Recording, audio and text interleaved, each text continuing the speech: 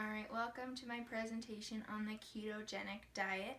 I'll be going over a new popular diet that's just come out, the keto diet.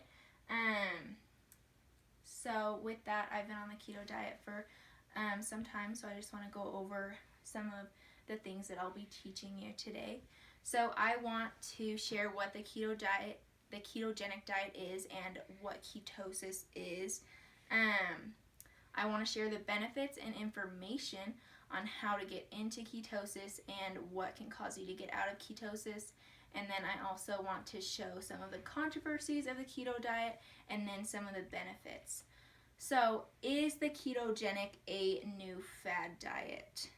So, in the short, yes, it is. Technically, on the definition of a fad diet, it is new, and a lot of people are starting to pick up on it. What's different from regular fad diets is this diet does work. I've seen a lot of success stories with that. Some of the other fad diets we have are liquid diets, detox diets, cabbage soup diets, all the weird things. But the keto diet, I can tell, does work just from what I've gone through and what I've read from other things, if you do it correctly. So what is the keto diet? The keto diet is a very low-carb diet, high-fat, and moderate protein diet. So you have to kind of track your macros. From the chart, you can see that fats need to be at 70% of your caloric intake. Protein need to be at 25%, and then carbohydrates need to be at 5%. To keep those numbers under 5%, they say to keep the amount of grams of carbohydrates you have each day to under 20 grams. So that may seem easy to some, that may seem hard. When most people think of carbohydrates, they think of breads, they think of pastas. So some people may think that it's easy to go low carb, but some of the things that people are missing whenever they talk about carbs are things like fruits and vegetables. There's a lot of carbohydrates in those. Just looking at this right here, it shows that even just a serving of pineapple has 12 grams of carbohydrates. So that's more than half of your daily intake of carbs that you would have on the keto diet. That's one of the lower ones.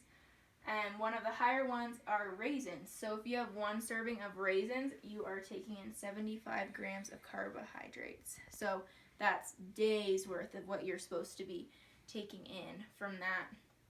Some other things that kind of show how many carbs are in things. I have some nutritional facts from the grocery stores. This is nutrition from a frozen pizza. So in the frozen pizza, it has 39 grams of carbohydrates. So that's double the amount you're supposed to be having in one day, and that's only one serving. So that's just your lunch. This is chocolate cake. One slice, it is 39 grams of carbohydrates and 24 grams of sugar, which we aren't supposed to have any sugar. So that couldn't do. And then this is Doritos. So this is one serving of Doritos. It has 16 grams of carbohydrates. So that's almost your full day's worth. And that's only 11 chips. So some of the approved foods on the ketogenic diet are most meats are approved. You can have meats, just make sure that they aren't marinated in things with sugar or flour or things like that. Most cheeses are keto friendly. They have a little bit of carbs, but it's very minimal. For an example, most slices of cheese have around 1 or 2 grams of carbohydrates, which is still doable on the diet. Some alternatives that you can have on the diet, you can switch your flours out for almond flour or coconut flour. For sweets, you can switch your sugar out for sugars such as monk fruit, there's stevia, there's swerve, there's a ton that you can use. Just make sure that it's within the keto guidelines. So when you eat 100% keto, you go into a metabolic state of ketosis. So ketosis is, like I said, a metabolic state when your body doesn't have enough glucose for energy. So your body uses glucose that it gets from carbohydrates and sugars to make energy for yourself throughout the whole day. So if you cut out those carbohydrates and sugar, your body is confused, it doesn't know what to do, so it starts to burn the fat in your body instead of the carbohydrates that it's not getting. So what they say in the keto diet is your body goes into ketosis, or some people nickname it, you turn into a fat burning machine. So you're just burning the fat that you're eating, and then your body goes towards your stored fat. So that's why a lot of people see a ton of weight loss. So getting into ketosis and staying in it is essential, because if you are not consistently staying in ketosis, then you're pretty much just having a high fat diet with also carbohydrates. So your body's still burning that glucose, and it's also getting a ton of fat in, 75% of your diet. So we want to make sure that we're staying in the state of ketosis. There's also a way to test if you are in ketosis. There's strips that you can use. There's blood tests that you can do just to see. So the benefits, if you do get kicked out of ketosis, that's okay. You can get back into it. But getting kicked out of ketosis is when you are consuming more than 20% of your daily calories in carbohydrates, or eating more than 20 grams. So if you are consuming those flours, those grains, and those sugars, that's what's going to make you get out of ketosis, which we want to stay in it. So if you are staying in ketosis, there are a ton of benefits. The benefits are weight loss. So a lot of people see weight loss right away. It reduces appetite, and it reduces blood sugar and insulin levels, so it could be good for people on types of diabetes. It's better for focus. I've noticed that a ton through my being on keto. And it also fights some type of cancers and prevents heart disease. So those are some of the huge things that can help you. The controversies that come along with diets that are really popular are people don't know enough information. They believe just what they hear.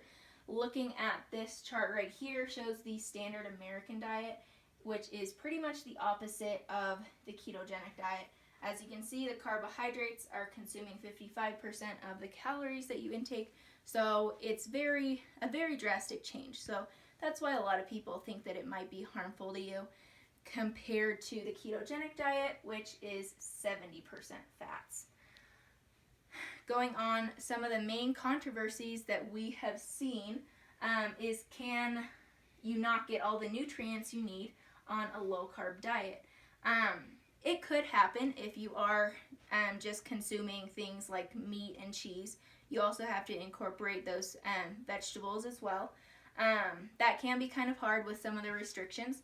So what a lot of doctors recommend is taking vitamins, just so that you can get those vitamins that you could be lacking, such as magnesium, potassium, calcium, and other B vitamins. Another controversy, is it bad for exercise? So I can see where this is coming from. So if you don't have that glucose energy, then you might not have a lot of energy to work out. Just looking at the research, it shows that at first you might feel a little bit less energy, but after a week or so of being on the keto diet, you actually start to feel more energy compared to if you were just running on glucose. So looking at some of the other benefits that I said earlier, this chart shows a low carb or a low fat diet right here, and then this shows the ketogenic high fat diet. So as you can see, the weight loss from the ketogenic diet is a lot more than the low fat diet. You lose a lot more, and it's just as consistent. So from that's one of the benefits. Going over some of the health benefits also with disease, the ketogenic diet is recommended for a lot of people with epilepsy. So if you have seizures, looking at this chart, it shows the improvements before taking on the ketogenic diet. This shows 1 month of starting the ketogenic diet, and this shows 6 months. So this just shows the amount of improvement for the people that have epilepsy.